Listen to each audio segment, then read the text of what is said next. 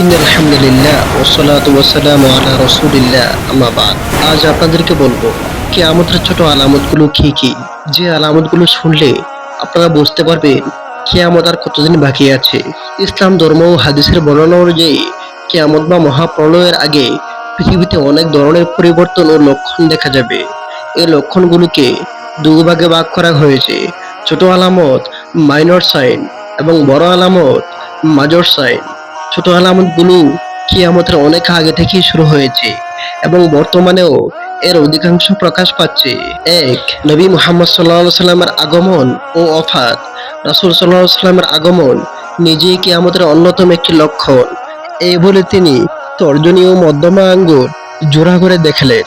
তার ওফাত বা ইন্তেকালও কিয়ামতের একটি আলামত।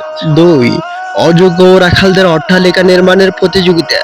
সমাজে যারা এক সময় দরিদ্র, রাখাল বা জুতুহীন ছিল, তার হঠাৎ বিপুল ধন সম্পদের মালিক হবে এবং কে কার চেয়ে বড় ও উঁচু দালান বা অট্টালিকা বানাতে পারে তা নিয়ে প্রতিযোগিতা করবে। তিন, জ্ঞান উঠে যাওয়া এবং মূর্খতা বেড়ে যাওয়া।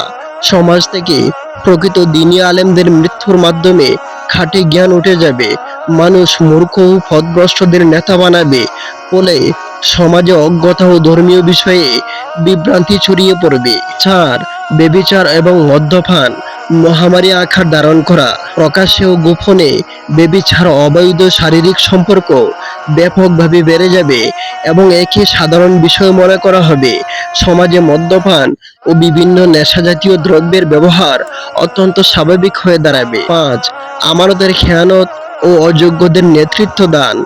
যখন সমাজের বিশ্বস্ততা হারিয়ে যাবে, আমানতের খেয়ানত করা হবে। রাসূল সাল্লাল্লাহু আলাইহি সাল্লাম বলেছেন, যখন কোনো অযোগ্য ব্যক্তিকে কোনো দায়িত্ব বা নেতৃত্ব দেওয়া হবে, তখন কিয়ামতের অপেক্ষা করো। ছয়, খুন খারাপি ও সহিংসতা বৃদ্ধি।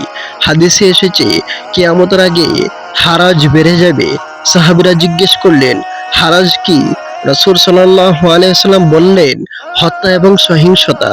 অবস্থা এমন হবে যে হত্যাকারী জানবে না সে কেন হত্যা করছে, আর নিহত ব্যক্তিও জানবে না তাকে কেন মারা হলো। সাত, নারীদের সংখ্যা বৃদ্ধি এবং পুরুষদের সংখ্যা হ্রাস। এমন এক সময় আসবে যখন পুরুষদের সংখ্যা কমে যাবে, নারীদের সংখ্যা অনেক বেড়ে যাবে। এমনকি এক পর্যায়ে প্রতি 50 জন নারীর তত্ত্বাবধায়ক বা অভিভাবক হবে মাত্র একজন পুরুষ। আট, সময় সংকুচিত হয়ে যাওয়া। সময় খুব দ্রুত চলে যাবে।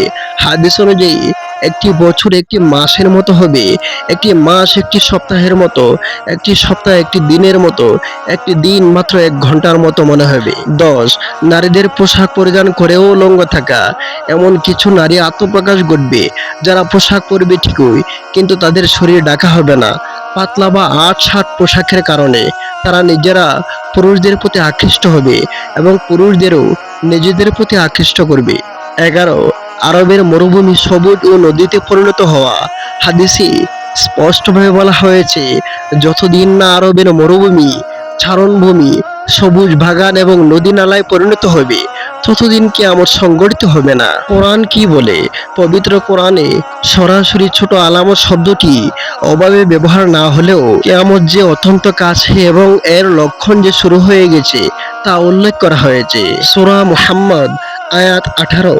তারা কি কেবল এই অপেক্ষাই করছে যে কিয়ামত তাদের নিকট হঠাৎ এসে পড়ুক, অথচ কিয়ামতের লক্ষণ সমূহ এসেই পড়েছে। এই ছোট আলামতগুলো মূলত মানব জাতিকে সতর্ক করার জন্য, যাতে মানুষ পাপাচার ছেড়ে আল্লাহর প্রতি ফিরে আসে এবং চূড়ান্ত হিসাব দিবসের জন্য প্রস্তুতি নেয়।